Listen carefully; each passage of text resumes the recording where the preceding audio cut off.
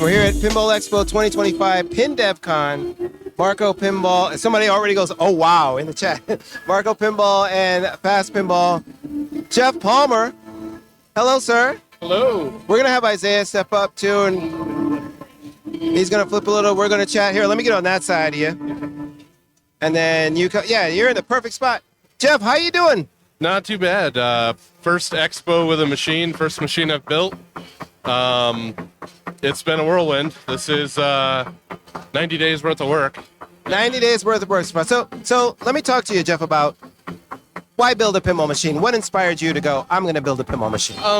I run a big arcade in Bay City, Michigan. What's it called? Crazy Quarters Arcade.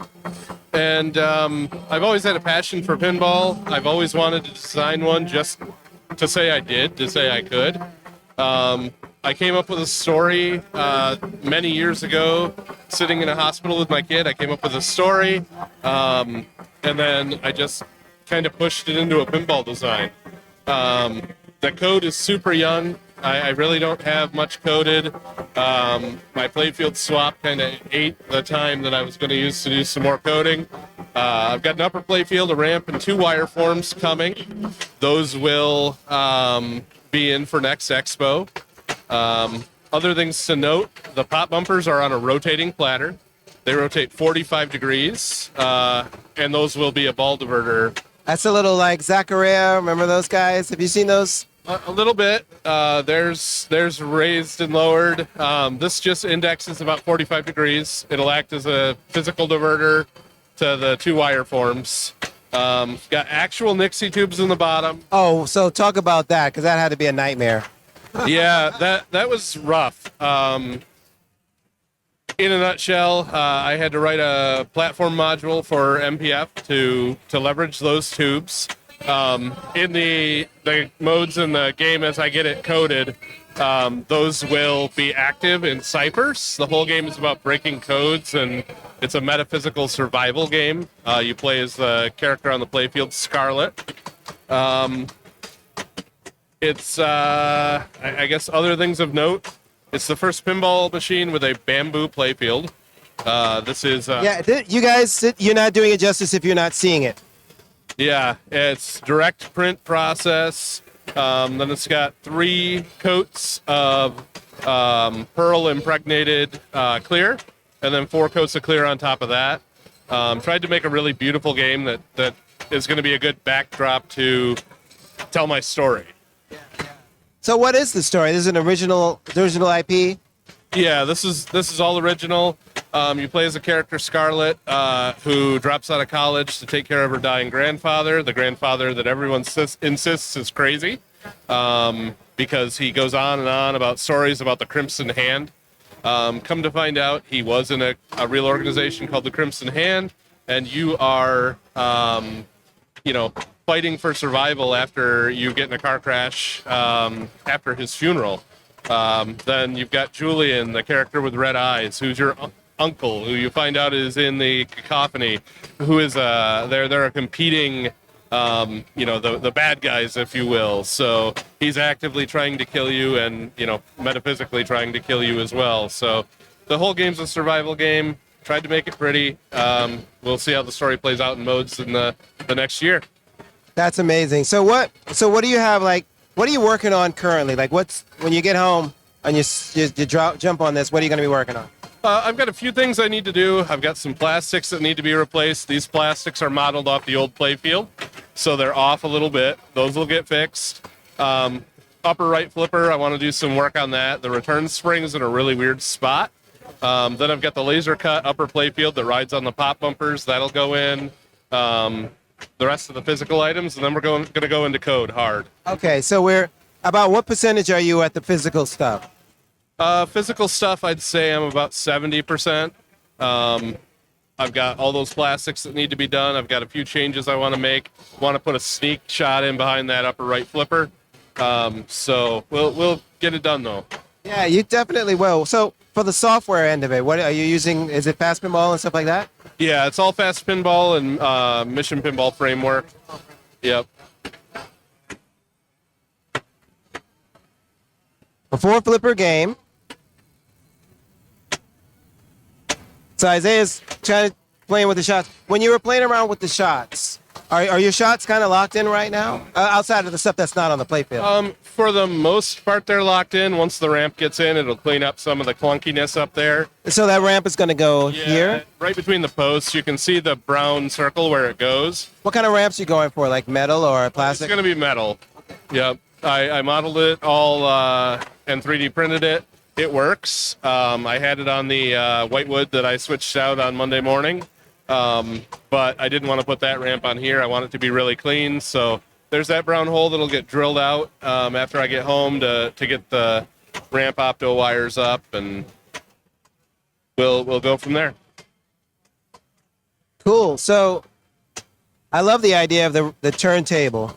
Where did you get the turntable idea for the pop bumpers? I came up with that idea in 2019. 3D printed it out end of 2019, beginning of 2020.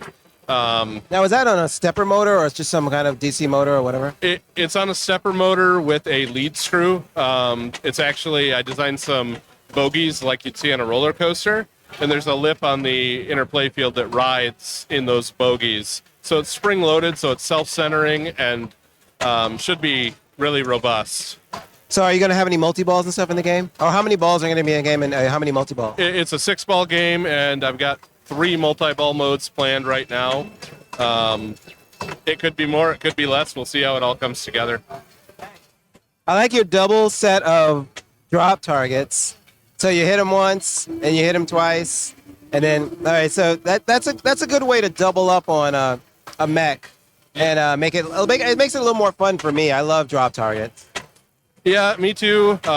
Placement was something I was a little concerned with. I would have liked to have some stand-ups behind there, but with a subway under there and a few other things that aren't being leveraged yet, I didn't really have room. I also have the 2 stand-ups over on the right side in that scoop area that are going to be physical locks. And then I have a drop target back just to the right of where the ramp will go that's going to act as a lock as well as you kind of thread the needle through those skill lanes.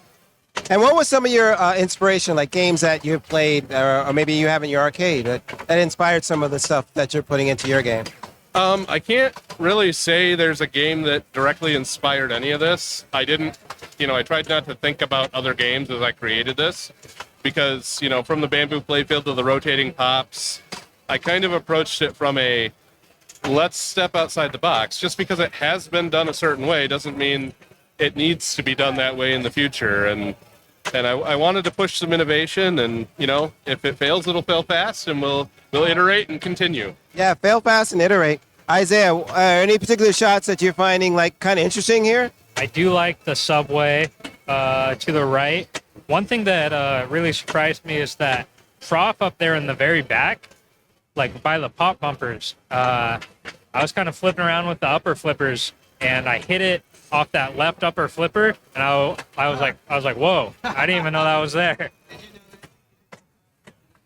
Yeah. So yeah, I'm excited to see it come along, and also the Nixon tubes are really cool. This is the second pinball machine I've seen with Dixie tubes. Do you know that there is one that exists? There's an old pinball machine that used them for scoring. That much I do know. I think it was a German machine. They actually have one at the Pinball Museum in Alameda. Okay. Well, at least in their storage area, because they are a pain in the butt. So Yeah. well, good on you for doing everything you do. Like I said, guys, I got a really good look at this playfield. It's got a beautiful what is it? Glitter, or what is it? It's actually a red pearl. And being that it's pearl, it's an organic compound, so I can do some cool effects with black lights in this playfield. And the way the light shines off it is just really phenomenal. It can't really be captured on camera very well. I tried. If you check out YouTube, Penguin Deity Pinball channel, there are some videos of the bare playfield right after I cleared it, where you can get a better idea of what it looks like. But I invite you definitely to check it out next year at Expo. So you've heard of powder coating your rails. Jeff just looked at that and said, hold my beer. I'm going to powder coat my whole damn game. Thank you so much, man. Appreciate it. Good luck with your build. And are you going to have it? What's your next Gotta Get It Done Goal show? I'm going to try to have it for Pinball at the Zoo.